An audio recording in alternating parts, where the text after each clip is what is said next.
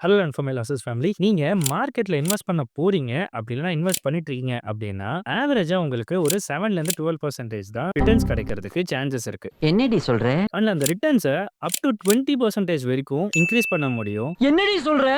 And இத நான் சொல்லல. என்னாடி இது?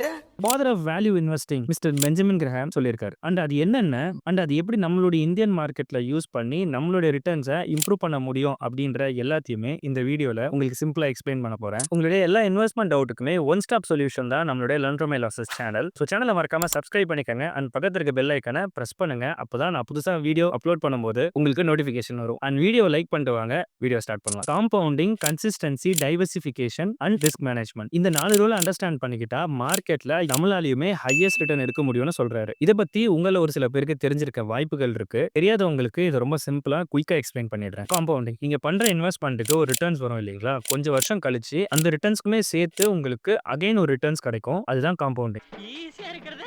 அண்ட் இந்த காம்பவுண்டிங் எஃபெக்ட் நம்மளோட இன்வெஸ்ட்மென்ட்ல எப்போ ரிஃப்ளெக்ட் ஆக ஆரம்பிக்கும் அப்படின்னா, நம்ம ஒண்ணு ஏர்லி ஸ்டேஜஸ்ல இன்வெஸ்ட் பண்ண ஸ்டார்ட் பண்ணிருக்கணும். எக்ஸாம்பிளுக்கு ஒரு 18 ஆர் 19 இயர்ஸ். அப்படி இல்லனா ரொம்ப வருஷத்துக்கு இன்வெஸ்டடா இருந்தா இந்த எஃபெக்ட் நம்மளோட இன்வெஸ்ட்மென்ட்ல ரிஃப்ளெக்ட் ஆகிறது நமக்கு நல்லாவே தெரியும். கன்சிஸ்டன்சி, கன்டினியூவா அசெட்ஸ்ல இன்வெஸ்ட் பண்ணிக்கிட்டே இருக்கணும். லைக் ஒரு இஎம்ஐ மாதிரி. இது சிஸ்டமேட்டிக் இன்வெஸ்ட்மென்ட் பிளான், அதாவது சிப் மூலமா நம்மளால அச்சீவ் பண்ண முடியும். டைவர்சிஃபிகேஷன், நீங்க இன்வெஸ்ட் பண்ண போற அமௌண்ட்ட ஏதாவது ஒரு ஸ்டாக்ல இன்வெஸ்ட் பண்றதுக்கு பதிலா மல்டிபிள் ஸ்டாக்ஸ் இல்லனா டிஃபரண்ட் செக்டார்ஸ்ல இன்வெஸ்ட் பண்றது தான் டைவர்சிஃபிகேஷன். டைவர்சிஃபிகேஷனை ETF ஆர் மியூச்சுவல் ஃபண்ட்ல இன்வெஸ்ட் பண்றது மூலமா நம்மளால அச்சீவ் பண்ண முடியும். Risk management, to achieve high returns நீங்க அதுக்கு ஹை ரிஸ்க் எடுக்கணும். மீனிங் வெல் எஸ்டாப்லிஷ்ட் கம்பெனிஸ்ல மட்டுமே இன்வெஸ்ட் பண்ணாம ஸ்மால் அண்ட் மைக்ரோ செக்டார்ஸ்லயுமே இன்வெஸ்ட் பண்ணணும். அண்ட் உங்களோட டோட்டல் இன்வெஸ்ட்மெண்ட் அமௌண்ட்ல இந்த ஸ்மால் அண்ட் மைக்ரோ கம்பெனிஸ்ல எத்தனை பர்சன்டேஜ் நீங்க இன்வெஸ்ட் பண்ண போறீங்க அப்படின்றத கால்குலேட் பண்ணி இன்வெஸ்ட் பண்றது தான் ரிஸ்க் மேனேஜ்மெண்ட். அண்ட் இந்த 4 விஷயத்தையுமே நம்ம மார்க்கெட்டுக்கு ஏத்த மாதிரி எப்படி அடாப்ட் பண்றது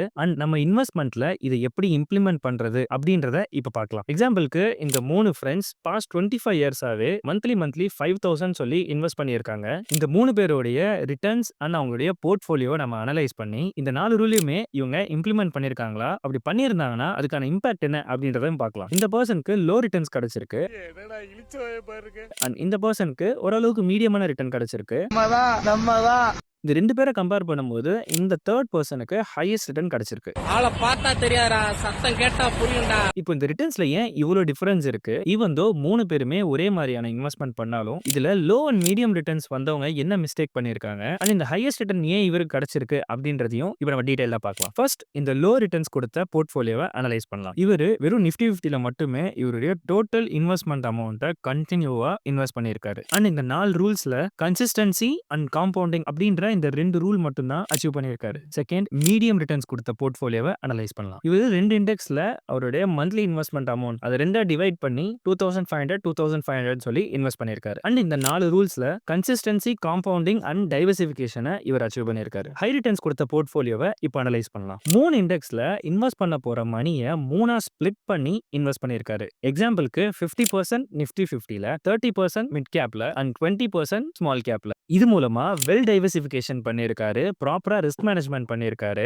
கண்டினியூவா இன்வெஸ்டும் பண்ணியிருக்காரு. அதனால கன்சிஸ்டன்சியும் இவர் அச்சீவ் பண்ணியிருக்காரு. அது மூலமா வந்த காம்பவுண்டிங் எஃபெக்ட்டுமே இவருக்கு அப்ளை ஆயிருக்கு. 4 ரூலை இவருடைய இன்வெஸ்ட்மெண்ட்ல இவரை இம்ப்ளிமெண்ட் பண்ணனால தான் அந்த 2 பேரை விட இவருடைய ரிட்டர்ன்ஸ் ஹையரா வந்திருக்கு. அண்ட் இந்த மாதிரி உங்களுடைய பர்சனல் ஃபைனான்ஸை நீங்களே எப்படி ஹேண்டில் பண்றதுன்னு என்னுடைய 15 டேஸ் லைவ் ஒர்க் ஷாப்ல ஜாயின் பண்ணி லேர்ன் பண்ணிக்க முடியும். இந்த ஒர்க் ஷாப்ல நீங்க ஜாயின் பண்றதுக்கு ஸ்கிரீன்ல தெரியற இந்த நம்பருக்கு ஒர்க் ஷாப்னு வாட்ஸ்அப் பண்ணுங்க, நான் சப்போர்ட் பண்றேன். ட்ரேடிங்ல பிகினர்ஸ் பண்ற ஒன் ஆஃப் த பிக்கெஸ்ட் மிஸ்டேக்கை இந்த வீடியோல நான் அட்ரஸ் பண்ணிருக்கேன். இந்த வீடியோவை செக் அவுட் பண்ணி பாருங்க. And that's it for this video. Thank you so much for வாட்சிங். Safe trade.